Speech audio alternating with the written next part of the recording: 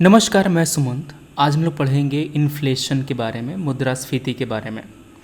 हम लोग पढ़ेंगे इन्फ्लेशन क्या होता है, इन्फ्लेशन के अलग अलग टाइप्स के बारे में पढ़ेंगे हम लोग। डिमांड पुल इन्फ्लेशन क्या होता है, कॉस्ट पुश इन्फ्लेशन क्या होता है, ये सब बातें हम लोग समझेंगे। तो चलो, और एक सवाल भी दूंगा मैं आपको, और उस क्वेश्चन का आपने जो आंसर लिखा है उसको भी हम लोग रिव्यू करेंगे। सबसे पहले इन्फ्लेशन होता क्या है। अगर इकॉनमी में जनरल गुड्स और सर्विस के प्राइस में एक राइज देखा जाए over a period of time, इसको हम लोग इन्फ्लेशन या मुद्रास्फीति कहते हैं। जनरल प्राइस का मतलब यह है कि हम कोई एक सामान नहीं देखेंगे, इकॉनमी में करीब करीब सारे सामान का ही जो प्राइस है उसमें बढ़ोतरी देखने को मिलेगी। ठीक है, it is sustained rise in general price level. Okay, अब चूंकि आपका सामान का दाम बढ़ रहा है तो आपकी खरीदने की क्षमता घट जाएगी। फॉर एग्ज़ाम्पल, अगर आप पहले 100 रुपया ले जाते थे मार्केट में और आपको प्याज है अगर वो 10 रुपये केजी था, तो आप कितना रुपये लेकर के आते थे? आप यहाँ पर 10 केजी प्याज लेकर के आते थे। मान लो कि प्याज का दाम आज 10 रुपये से बढ़ करके 20 रुपया पर केजी हो गया है, तो क्या आप 10 किलो प्याज ला पाएंगे? नहीं, आप अब केवल 5 केजी प्याज ही ला पाएंगे। तो आपने देखा कि इन्फ्लेशन के कारण आपके खरीदने की क्षमता घट गई, आपका जो परचेजिंग पावर है ये घट गया। क्लियर है? ये जो क्षमता है केवल आपकी नहीं घटी, ये क्षमता करेंसी की घटी है। मतलब कि इस 100 रुपये का जो नोट है इसकी वैल्यू गिर गई, इसकी वैल्यू जो पहले थी वो वैल्यू आज नहीं है ना। जिसे कहते हैं ना कि पहले हम लोग 1 रुपये में कितना सामान खरीद लेते थे, आज तो कुछ भी नहीं आता है। तो ये क्यों होता है? ये होता है मुद्रास्फीति के कारण। अब मुद्रास्फीति के मेनली 2 रीज़न हैं, या तो डिमांड बढ़ जाए,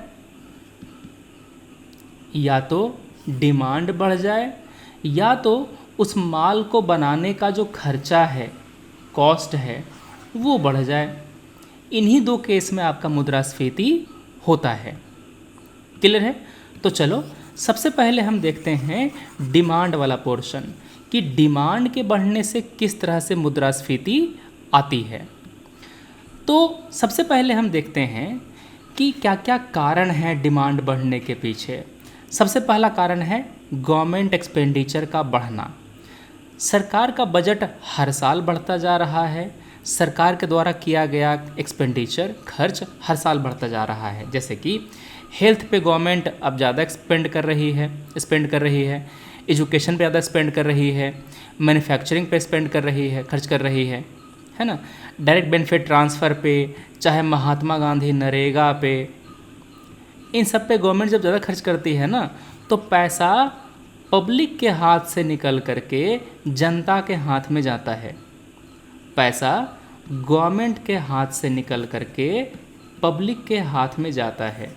अब चूँकि पैसा पब्लिक के हाथ में जा रहा है, हमारी इकॉनमी में मनी सप्लाई बढ़ रही है, तो क्या हो रहा है? इसके बढ़ने के कारण हमारे यहाँ मुद्रास्फीति आ रही है। ठीक है, तो एक तो रीज़न हो गया गवर्नमेंट एक्सपेंडिचर का बढ़ना। दूसरा हो गया लोगों की आय का बढ़ना। आपकी जो पहले आय थी उसमें आप सामान कम खरीद पाते थे, आज आपकी आय ज़्यादा है, तो आपके घर में आज एसी है, फ्रिज है, आपका वॉशिंग मशीन है ना, चीज़ें सब। तो जो एसी, वॉशिंग मशीन, फ्रिज, इन सब का डिमांड बढ़ा ना आपकी आमदनी बढ़ने के कारण।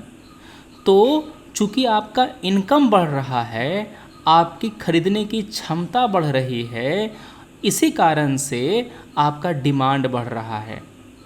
7th पे कमीशन आया, सरकारी कर्मचारियों की सैलरी बढ़ी, सैलरी बढ़ने के कारण जो गुड्स सर्विस की डिमांड है वो बढ़ी, इससे क्या हुआ? इन्फ्लेशन आया। तीसरा रीज़न है कंजम्पशन पैटर्न का बदलना। जब लोगों की आमदनी बढ़ती है तो लोग खर्चा करना बदल देते हैं। जैसे कि पहले आप जो चीज़ खाते थे वो चीज़ आप खाते हैं क्या? जैसे कि पहले हम लोग सत्तू खूब खाते थे, है ना, शाम के समय में। मगर आज क्या होता है, आज हम लोग अमेज़ॉन से मंगा, जैसे कि जो ज़ोमैटो है, स्विगी है, उससे मंगा लेते हैं। पैसा है तभी ना, इनकम है तभी ना।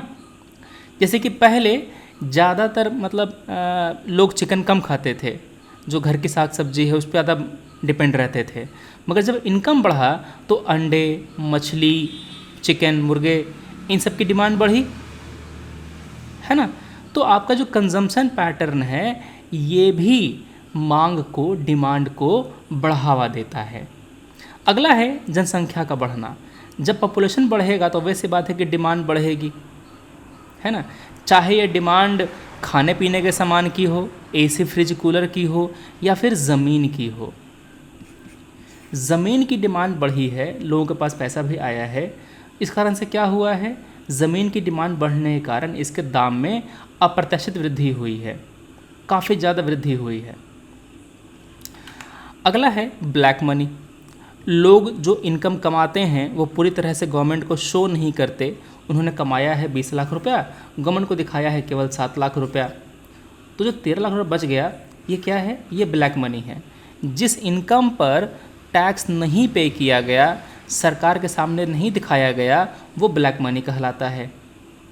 अब लोगों के पास में कैश का पैसा बहुत ज़्यादा है, तो लोग करते क्या हैं, सोना खरीदते हैं, ज़मीन में पैसा लगाते हैं, है ना। तो ये चीज़ें होती हैं। तो ब्लैक मनी के कारण भी जो दाम है वो बढ़ता है। तो ये हो गया डिमांड पुल इन्फ्लेशन। डिमांड किस तरह से मुद्रास्फीति को बढ़ाता है ये हमने देखा। अब हम देखते हैं कॉस्ट पुश। कॉस्ट पुश का मतलब ये है कि सामान बनाने की जो लागत है अगर उसी में वृद्धि हो जाए तो इन्फ्लेशन आता है। जैसे कि हमको पेंट बनाने के लिए क्रूड ऑयल का जो बाय प्रोडक्ट है वो चाहिए, खाद बनाने के लिए मेरे को गैस चाहिए, रॉ मटेरियल चाहिए। अगर वो रॉ मटेरियल मेरे को मिलेगा ही नहीं, मान लो कि वेस्ट एशिया डिस्टर्ब हो जाए, वहाँ से पेट्रोलियम आना बंद हो जाए, क्रूड ऑयल आना बंद हो जाए, तो समस्या होगी हमारे यहाँ, ठीक है। रशिया यूक्रेन क्राइसिस के कारण ऑयल प्राइस में जंप हुआ। चूँकि ऑयल प्राइस बढ़ गया तो हुआ क्या, पेट्रोल महंगा हो गया। अब सोचो पेट्रोल महंगा होने से क्या होता है कि आपकी जो सब्जी है, अनाज है, उसकी ढुलाई में लगने वाला खर्चा बढ़ जाता है, मतलब ट्रांसपोर्टेशन महंगा हो जाता है। तो ट्रांसपोर्टेशन महंगा होने के कारण क्या हो गया, आपका टेम्पो वाला आदमी पैसे ज़्यादा मांगता है अब, है ना। पहले जाते थे आप यहाँ से वहाँ 10 रुपये में, अब मांगता है 15 रुपये। तो यातायात का जो खर्चा है वो बढ़ गया। अनाज की ढुलाई होती है, सब्जी की ढुलाई होती है ट्रक से, लॉजिस्टिक कॉस्ट बढ़ गया, ठीक है। तो इसी कारण से हमारा प्राइस बढ़ता है। क्यों? क्योंकि आपका रॉ मटेरियल का ही प्राइस बढ़ गया। अगला है इंफ्रास्ट्रक्चर बॉटलनेक। हमारे यहाँ रोड की कमी है, ढंग की बिजली नहीं आती। अब जब बिजली नहीं आती तो हमें कोई काम करने के लिए जनरेटर चलाना पड़ता है। तो जो सामान जनरेटर चला करके बन रहा है तो अपना पैसा उसमें जोड़ेगा ना, जनरेटर का दाम जोड़ेगा, उसमें लगने वाला जो पेट्रोल है उसका दाम जोड़ेगा, समझ के बाद डीजल का दाम जोड़ेगा। तो जो भी खर्चा हो रहा है, जो भी लागत लग रही है, उन सब का दाम जुड़ते जाएगा और आपका सामान और महंगा होते जाएगा। इतनी बात समझे। तो ये है इंफ्रास्ट्रक्चरल बॉटलनेक।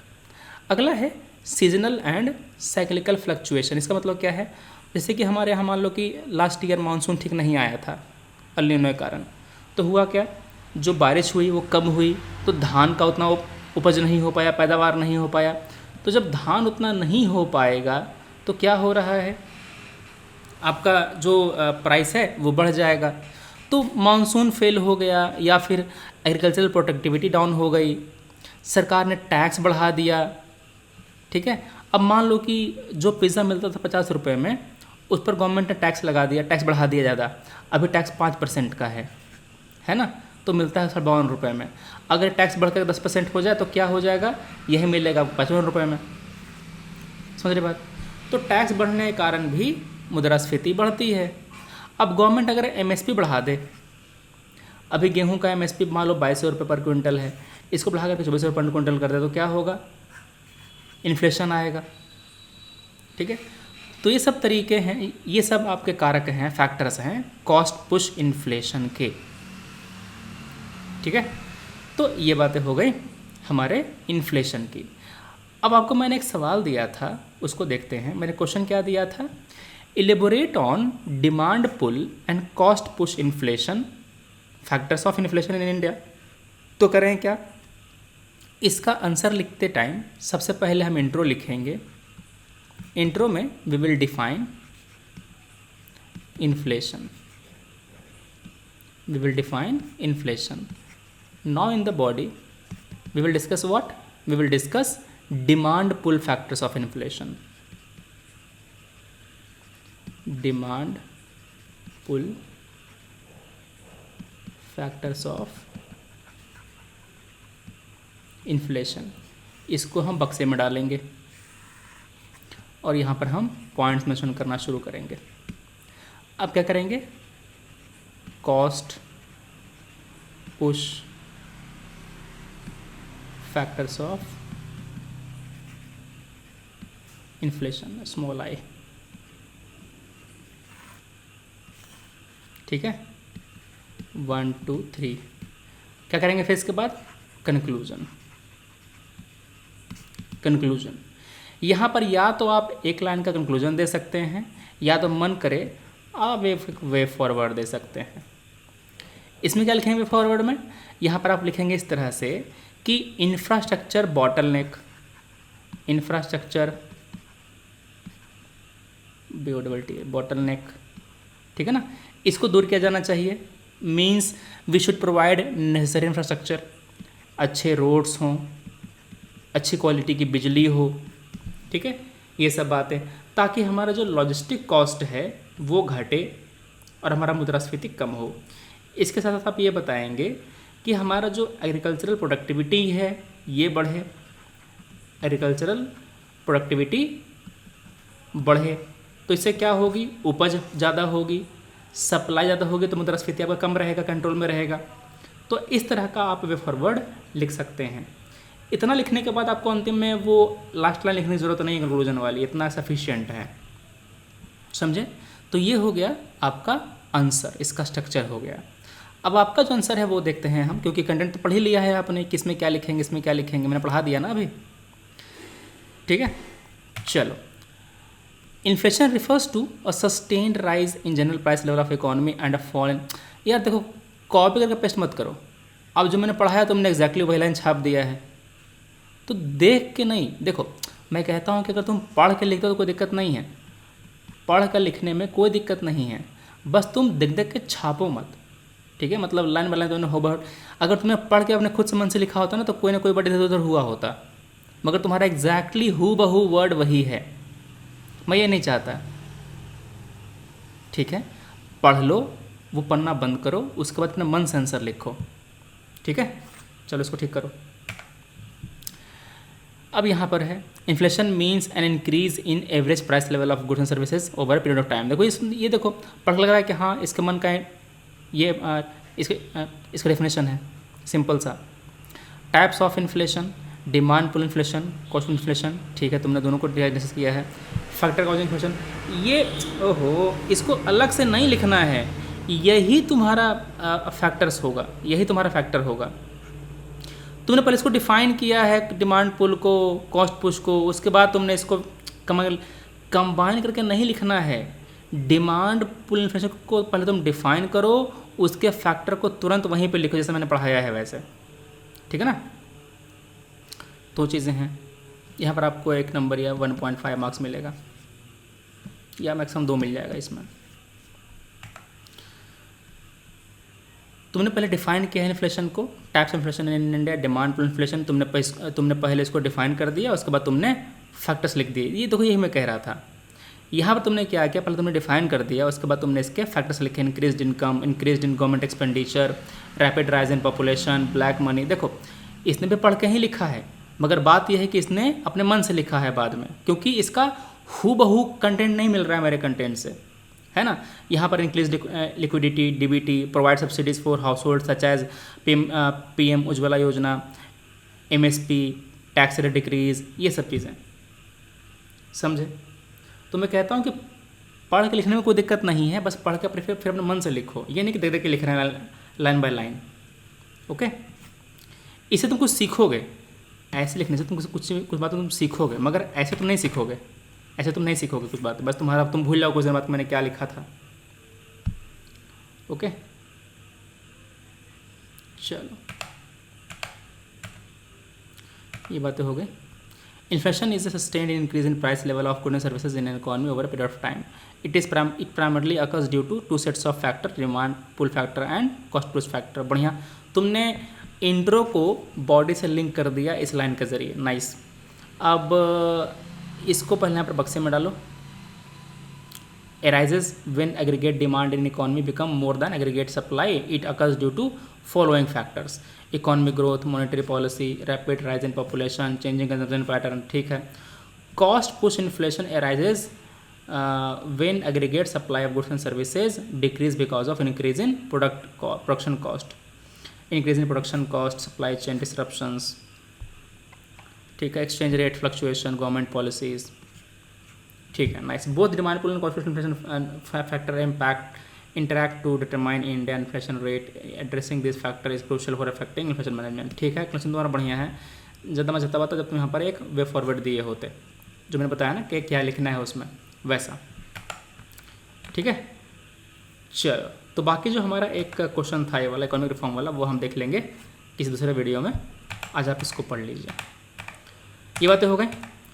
अब हम मिलते हैं अपने अगले वीडियो में। Thanks for watching, take care, Jai Hind.